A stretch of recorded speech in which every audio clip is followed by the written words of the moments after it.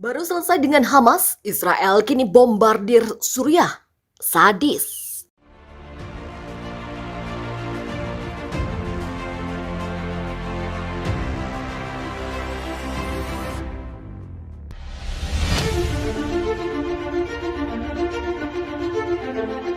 Militer Israel melancarkan serangan udara ke Suriah dari wilayah udara Lebanon. Kantor berita negara Suriah Sana melaporkan serangan udara itu menargetkan spot-spot tertentu di bagian tengah dan selatan negara yang dipimpin oleh Presiden Bashar al-Assad itu. Sana juga menginformasikan terjadi beberapa kerusakan akibat serangan tersebut, tetapi tak sampai menimbulkan korban jiwa. Ini adalah serangan pertama yang langsung dilakukan oleh militer Israel ke negara Suriah. Serangan udara terakhir dilakukan Israel pada 10 Mei 2021 sebelum negara Yahudi itu terlibat dalam perang 11 hari dengan Hamas di Gaza. Dalam serangan pada Mei itu, militer Israel dengan helikopter menyasar sebuah rumah di Ain el-Tina, sebelah barat kota Hader di Quneitra. Kawasan yang diserang tersebut berada di sebelah timur perbatasan dengan Israel. Sana melaporkan bahwa seorang pemuda terluka atas kejadian tersebut.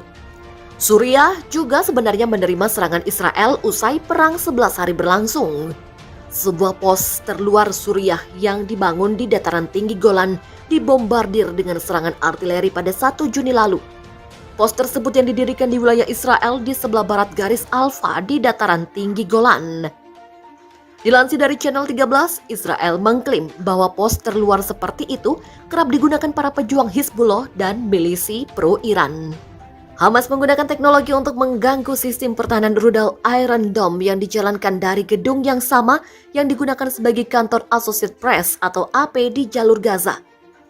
Gedung itu sendiri luluh lantah dibombardir militer Israel dalam perang 11 hari pada bulan Mei lalu. Pernyataan itu diungkapkan oleh Duta Besar Israel untuk PBB dan Amerika Serikat, Gilad Erdan. Erdan menyampaikan informasi tersebut dalam koordinasi dengan IDF kepada CEO AP Gary Pruitt dan Wakil Presiden untuk Berita Asing Ian Phillips di New York. Duta Besar Erdan menjelaskan bahwa Hamas memiliki kantor penelitian dan pengembangan intelijen dan teknologi di gedung yang diserang itu. Tidak ada yang tewas dalam serangan itu sebab Israel lebih dahulu memberikan peringatan sebelum menembakkan misi-misilnya. Target itu sangat penting karena pekerjaan pada sistem elektronik untuk mengganggu sistem Iron Dome yang menyelamatkan jutaan orang Israel dari lebih 4.000 roket yang diluncurkan kelompok dari Gaza. Menurut IDF, situs tersebut digunakan oleh organisasi teror Hamas untuk penelitian dan pengembangan intelijen dan untuk melakukan operasi Seiken atau kecerdasan sinyal, ELIN atau intelijen sinyal elektronik, dan EW, perang elektronik yang menargetkan aktivitas operasional IDF dan sistem sipil di Israel. Erdan juga menyebut komitmen Israel terhadap kebebasan pers dan bahwa Israel melakukan yang terbaik untuk menghindari bahaya bagi warga sipil, termasuk jurnalis AP.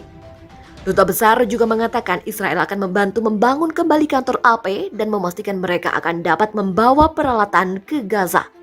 Menurut Dubes Erdan, Hamas adalah organisasi teroris pembunuh yang menginjak-injak kebebasan pers ketika mengoperasikan perusahaan terorisnya dari dalam populasi sipil, termasuk di gedung yang digunakan oleh media internasional. Kepala negosiator pemerintah untuk pembebasan sandera, Yaron Blum, buka suara soal rekaman Hamas yang diklaim sebagai tawanan Israel. Dia menyebut kelompok di Gaza itu menggunakan masalah tawanan Israel untuk mencoba menutupi kerugiannya dalam eskalasi terakhirnya dengan IDF. Hamas dalam kesulitan setelah pukulan berat yang dideritanya dalam operasi penjaga tembok dan menggunakan manipulasi murah dan transparan. Demikian kata Blum. Dia membuat pernyataan itu setelah Hamas merilis rekaman ke Al Jazeera yang diklaim sebagai tawanan Israel. Hamas sendiri diketahui menahan 2 warga sipil Israel yang sakit mental, yakni Efra Mengistu dan Hisham al-Shayed. Keduanya masing-masing ditangkap sejak 2014 dan 2015. Faksi penguasaan Gaza itu juga menahan jenazah 2 tentara IDF, Hadar Goldin dan Oron Shaul sejak 2014. Namun dalam rekaman itu seseorang berbicara dengan canggung dan berbahasa Ibrani beraksen barat. Tawanan itu mengatakan dia adalah seorang tentara Israel yang ditahan Brigade Al-Qassam, pasukan sayap Hamas. Tawanan tersebut berkata, "Saya berharap negara Israel masih ada. Saya berharap saya akan segera berada di pelukan keluarga saya." Sementara Israel mengklaim bahwa tidak ada tentara Israel yang tengah ditahan oleh Hamas, kecuali 2 jenazah tersebut. Ibu Mengistu, salah satu tawanan, mengatakan bukan suara putranya dalam rekaman itu. Warga Israel akan melakukan pawai bendera di kota Yerusalem. Gelaran ini dikhawatirkan memicu bentrok lantaran melewati kawasan Muslim tua.